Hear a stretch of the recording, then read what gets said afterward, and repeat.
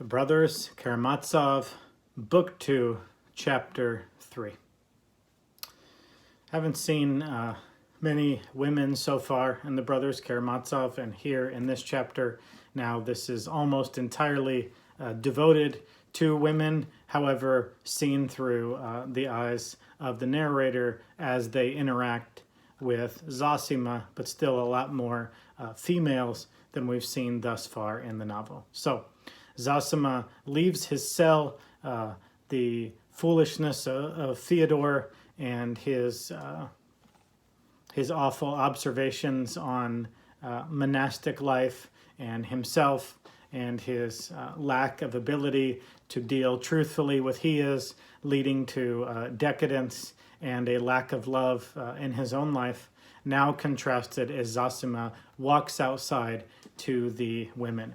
Zosima has 5 interactions, and I think each of the 5 interactions and words and works that he has toward the women or groups, 5 different groups of women, each tell something about Zosima and Russia's faith.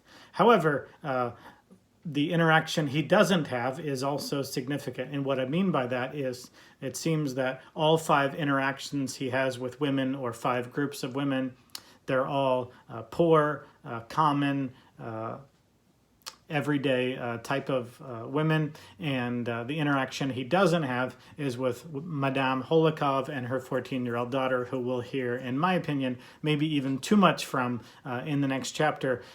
He walks right by them in order to go to the peasants, and so just like his dress, just like his speech, and just like his living conditions have already taught us that he is a minimalist, that he only has what he needs, and he doesn't value material. He has no material possessions, money. He is no respecter of persons, and so it's common for people in religious positions, spiritual positions, to value those who support financially their job, their profession, and to prefer the rich over the poor for that reason. They are able to help them and affect change in their ministries, and so the religious person often kowtows and bows down to those who have financial means. So Zosima walks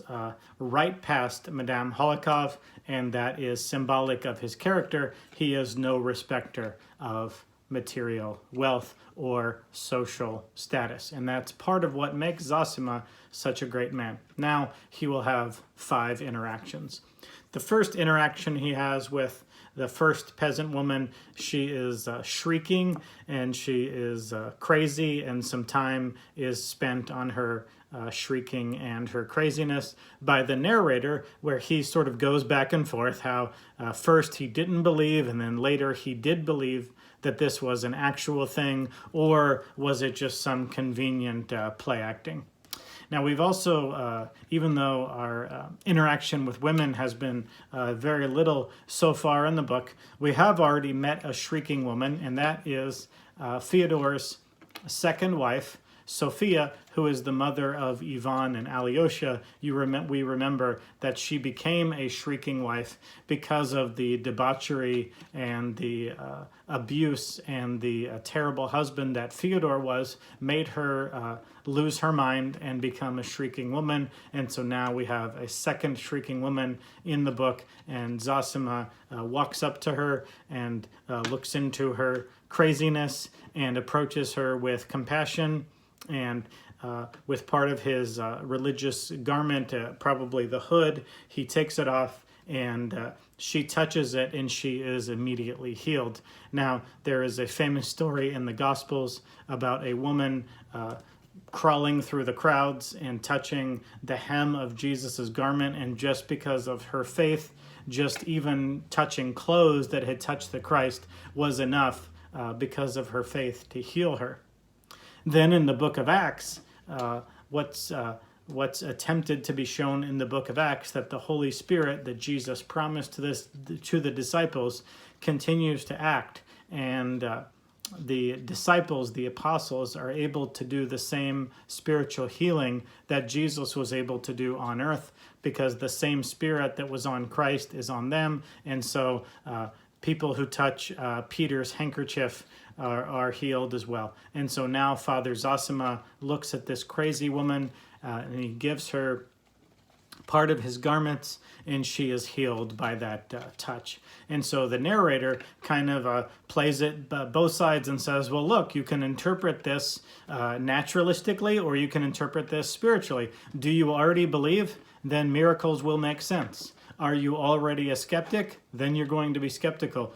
Just like in the life of Jesus, supernatural events can bolster the faith if you already believe, and supernatural events can alienate you from faith if you come from a place of disbelief. So no one is going to be swayed by the supernatural. No one is going to be swayed by the miraculous. The question is, do you already believe? And we've already seen that theme in the first book. So Zosima's first interaction is a miraculous healing of a shrieking woman. Or, if you're skeptical, a non-miraculous healing of a shrieking woman, and she psychologically, sort of a placebo effect, she believed the pill would work, therefore the pill worked, because her mind fooled her into healing.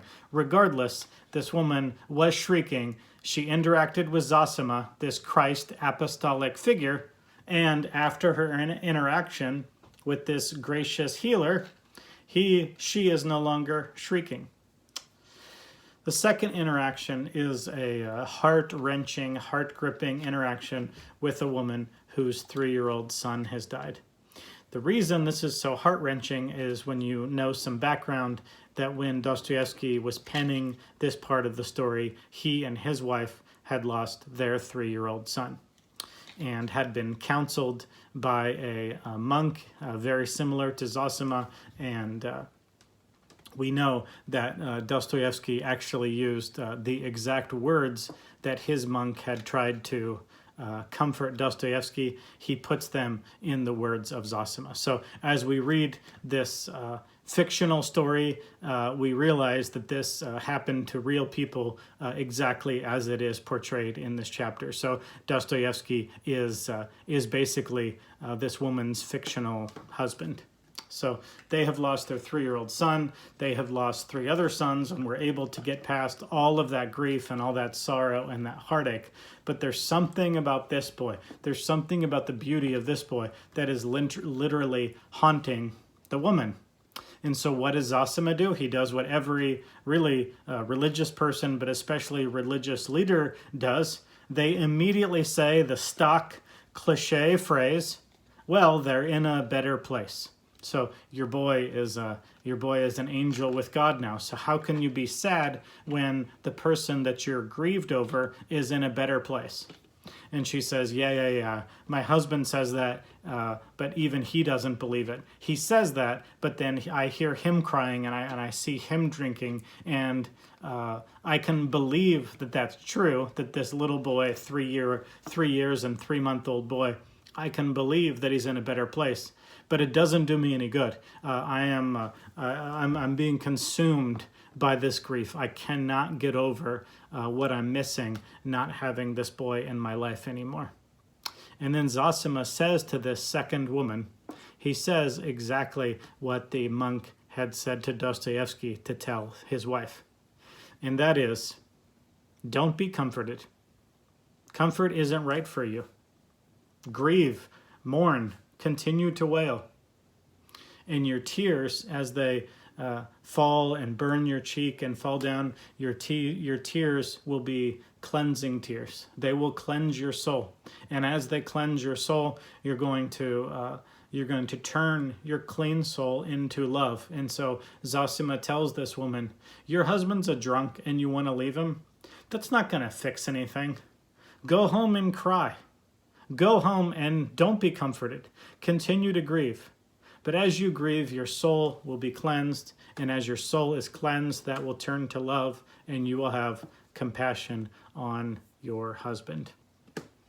Now remember this, because this is not only an autobiographical part of the novel that Dostoevsky stuck in there. That's not the only significance of this second interaction. The significance of the second interaction also is painting a contrast between Zosima and Ivan. Why? We're going to see Ivan make his case why Christianity is an insufficient worldview later in the novel, and one of the main proofs for his thesis about the insufficiency or the unsatisfactory nature of Christianity is this exact reason, because innocent children suffer and die. And so Zosima can look at this woman and say, don't be comforted, cry and let your tears turn into joy and love. And Ivan is going to parody and mock this idea. And so this is a foreshadowing of a coming contrast between Zosima's faith and Ivan's lack of faith. So the first interaction Zosima has is with a shrieking woman, and she is healed. The second interaction Zosima has is with a grieving woman, and she's not really comforted, but she is comforted that she's not comforted. The third interaction is with another mother and another son, but this is an older mother and an older son, and this older son is off in military duty, and all of a sudden her son is off doing military duty and she doesn't hear from him. And so when that happens, of course, her mind goes to the darkest place, and she's wondering if he is dead or if he is alive. And someone has counseled her in her grief, in her anxiety, and in her worry.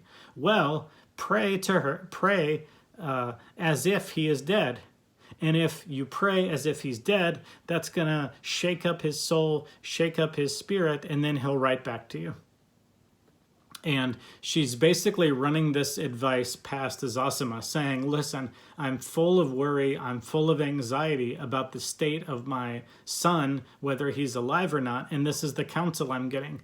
What do you think about that counsel, Zosima? And Zosima says, no, that's not how it works. You don't trick God into results. You don't manipulate the spiritual world. It's not there to serve you. You are there to serve it. And this is terrible advice. You don't proceed in an untruthful way. So the same way that Zosima lives within himself, above all, be simple and tell the truth to yourself, and that truth-telling to yourself will eventually lead to love. The same counsel that Zosima gives to Fyodor.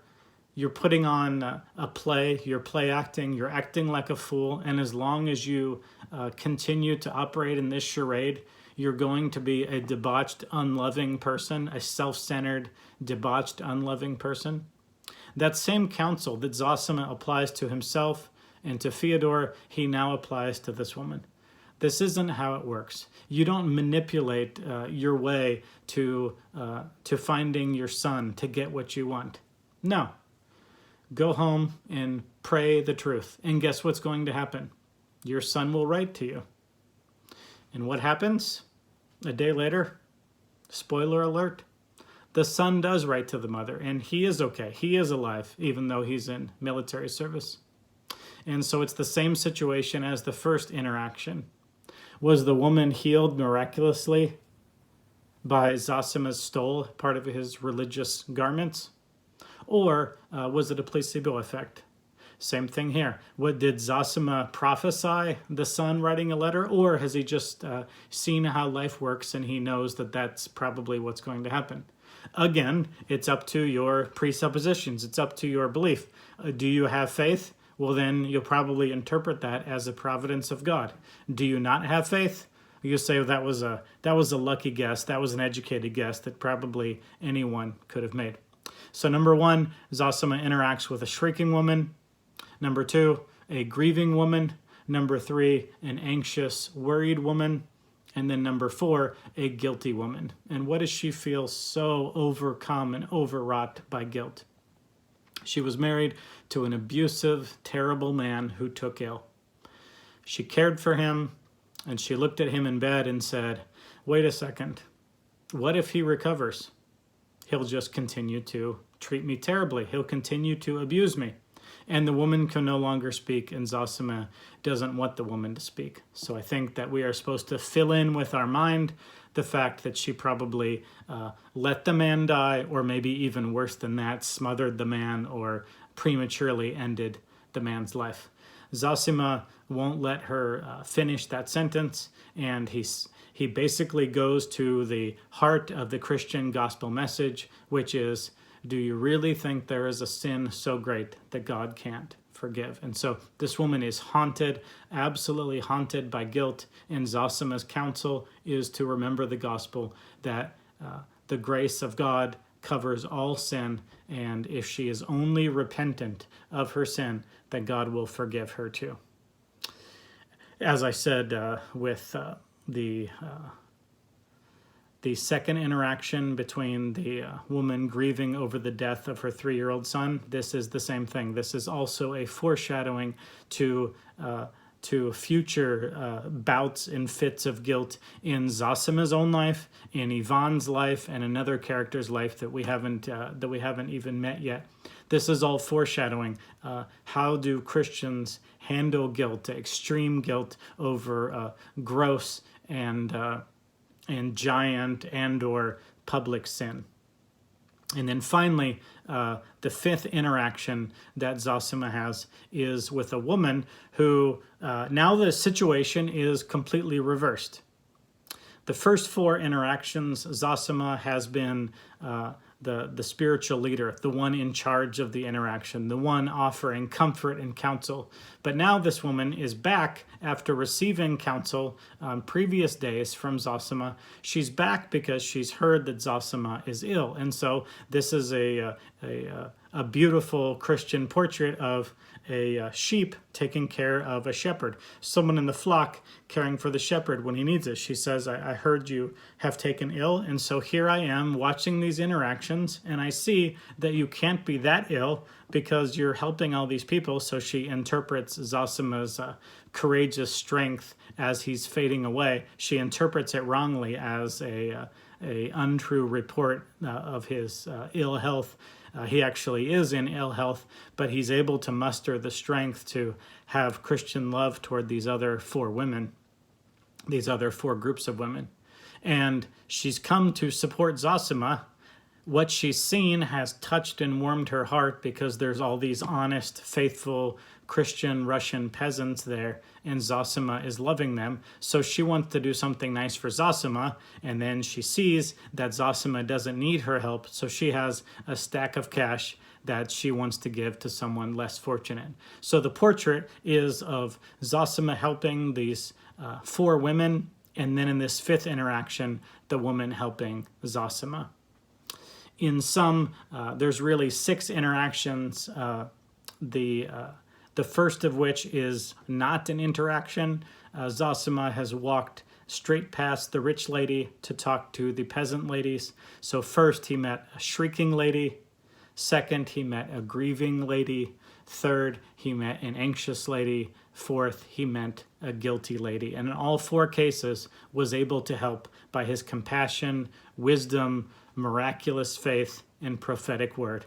And fifthly and finally, he met a lady who wanted to minister to him and to Russian peasants. And so if you illustrated, if you drew or painted a picture of chapter 2 of book 2 and Fyodor's foolishness and his cringeworthy comments, those 8 comments, and then you put in stark contrast a portrait or a picture of chapter 3 and Zosima's wise words to these 5 ladies and their loving faithfulness and Christian giving back to him, you couldn't have a more stark black and white contrast between Fyodor's Epicurean way of living and Zosima's Christian way of living.